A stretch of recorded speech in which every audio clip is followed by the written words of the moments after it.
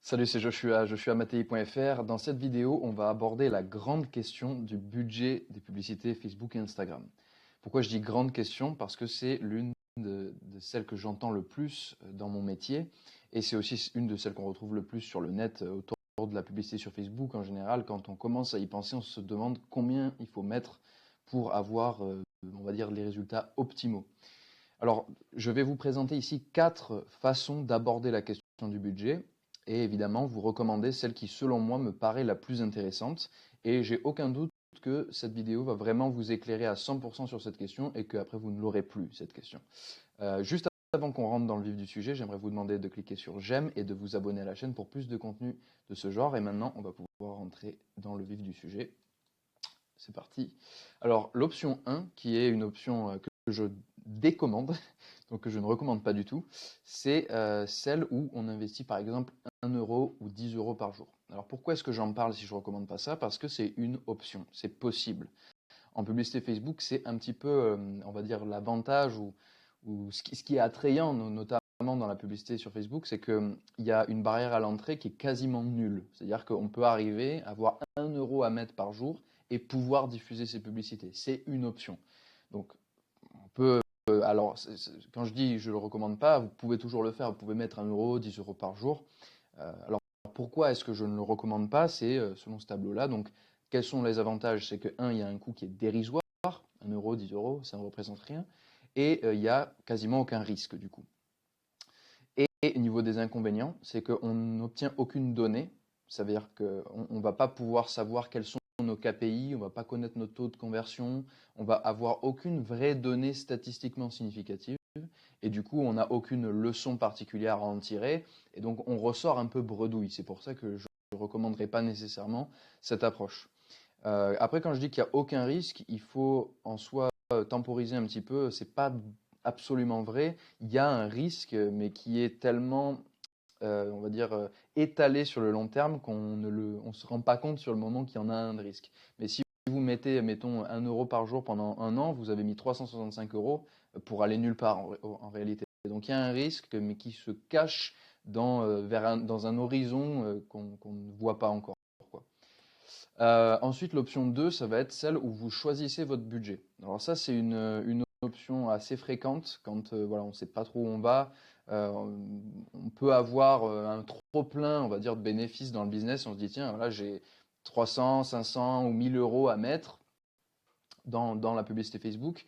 Et ça, c'est absolument à vous qu'il revient de faire cette décision. Et en général, c'est vous qui avez l'idée. Donc, là, l'avantage, ça va être qu'il y a encore un coût qui est plutôt dérisoire si on le compare à ce qu'on va voir juste après. Et là, l'avantage, c'est qu'on a un peu plus de données où on va pouvoir, par exemple, mettre, si on parle de 250 euros, on va pouvoir les mettre sur 3 jours.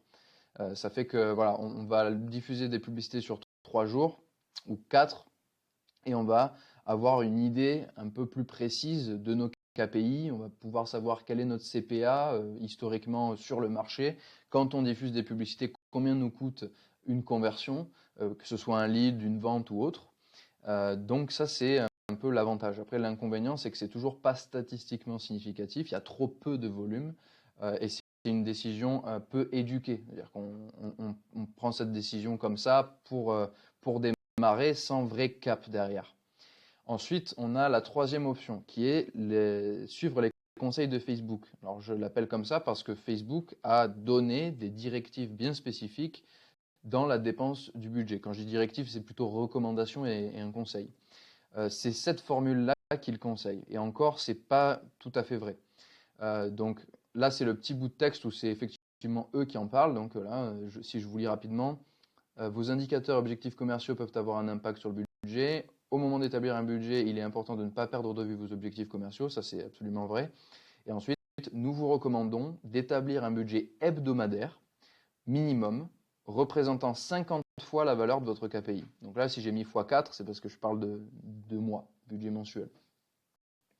Donc là, j'aurais dû vous donner un exemple, mais grosso modo, du coup, si vous avez un KPI à 20 euros, donc votre CPA est à 20 euros, ça vous ferait 4000 euros par mois, parce que c'est 20 fois 50, donc 1000 fois 4, 4000. Voilà, donc là, dans ce même schéma, dans ce schéma plutôt, on aurait 4 000 € de budget mensuel pour être dans les clous par rapport à ce que Facebook recommande. Alors juste avant de rentrer dans les avantages et les inconvénients, il y a une petite chose ici à noter, c'est que non seulement là c'est important, mais en réalité, je pense que ce qu'ils conseillent réellement, et là ils l'ont peut-être pas mis pour pas faire peur aux gens, mais ce qu'ils conseillent réellement en réalité, c'est beaucoup de réel là, dans cette histoire.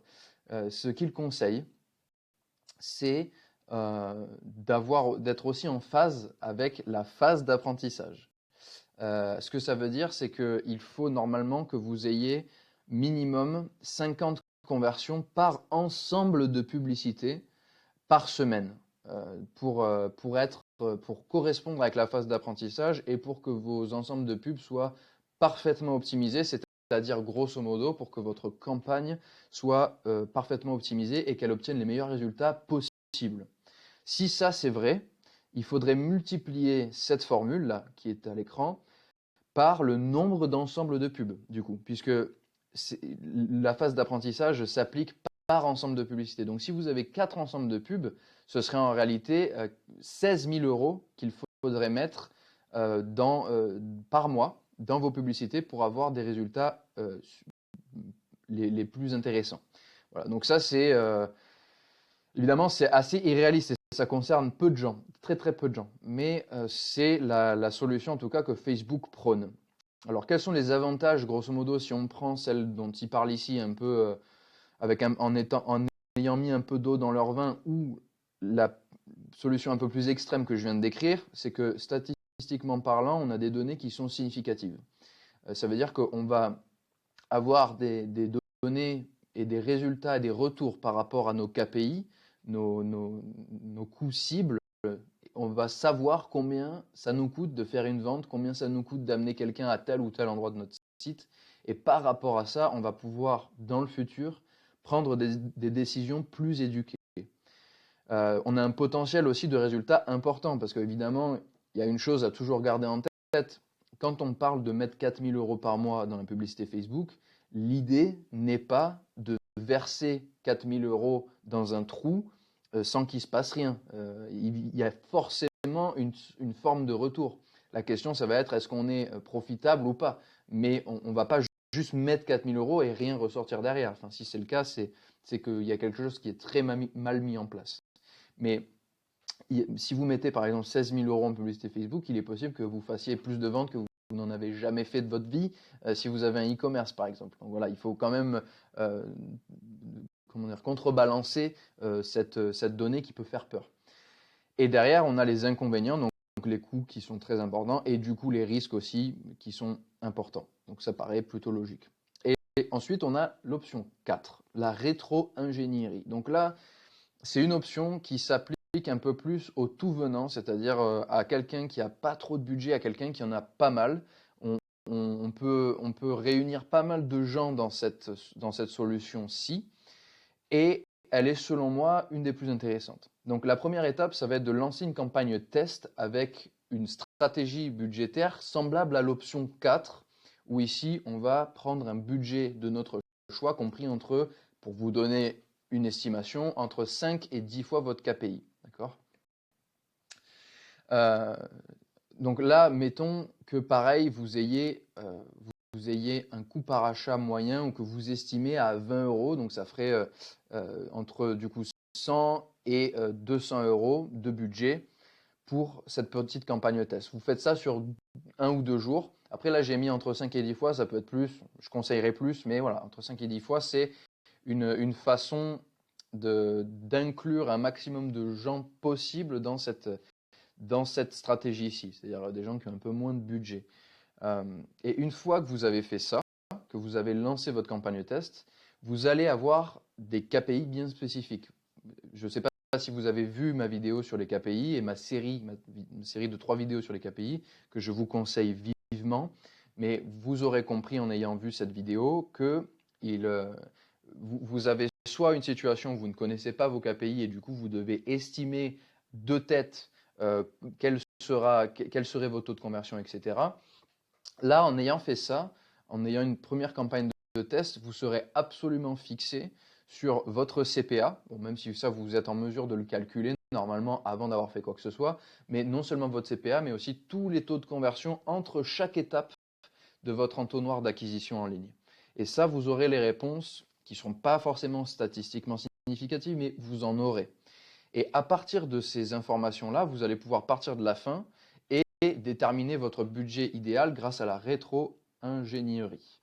Donc, par exemple, si vous voulez faire 50 ventes ce mois-ci, avec un CPA moyen de 20 euros, vous allez faire 50 fois 20 égale 1000 euros et ça vous donne votre budget par rapport à votre objectif. Voilà, ça, c'est la réponse la plus logique quand vous vous demandez quel budget investir. Il y a une question qui se pose avant ça. C'est qu'est-ce que vous voulez comme résultat? Voilà.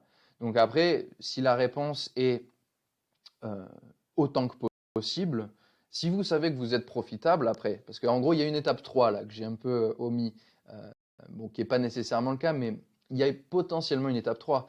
C'est-à-dire que si vous savez que votre coût par achat est effectivement de 20 euros, qu'avec ce coût par achat, vous êtes profitable, c'est-à-dire que vous gagnez de l'argent, vous n'en perdez pas, eh bien, vous pouvez tester très simplement, si vous avez une marge assez importante entre votre CPA actuel et votre CPA maximum, mettons votre CPA max, c'est-à-dire celui après lequel vous perdrez de l'argent, imaginons qu'il soit à 40 euros et que là, quand vous faites vos pubs, votre CPA il est à 20 euros, vous avez une marge énorme. Et si vous avez cette marge, vous pouvez très bien vous dire, bon, ben, maintenant le but, ça va être de monter, de scaler le budget pour avoir un maximum de résultats possibles jusqu'à ce qu'on atteigne une espèce de plafond où on est plus profitable.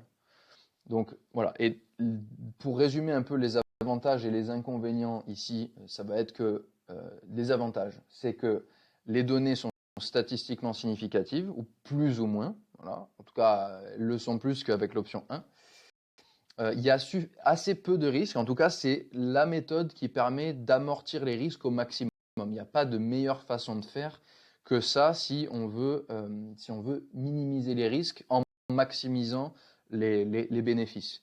Et au niveau des inconvénients, les coûts sont relativement importants. Voilà, donc on n'est pas sur du 1 euro ou du 10 euros par jour en théorie, bien que en réalité là ce serait pas très cher dans cet exemple en tout cas.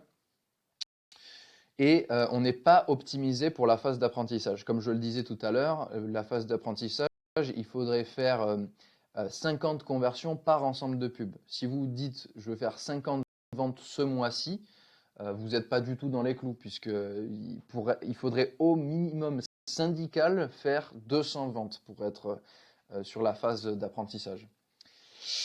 Donc voilà, c'est un petit peu ma réflexion. Et voici l'annonce.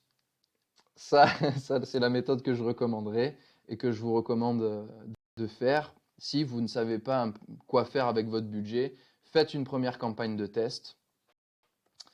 J'aime bien l'image, elle est marrante.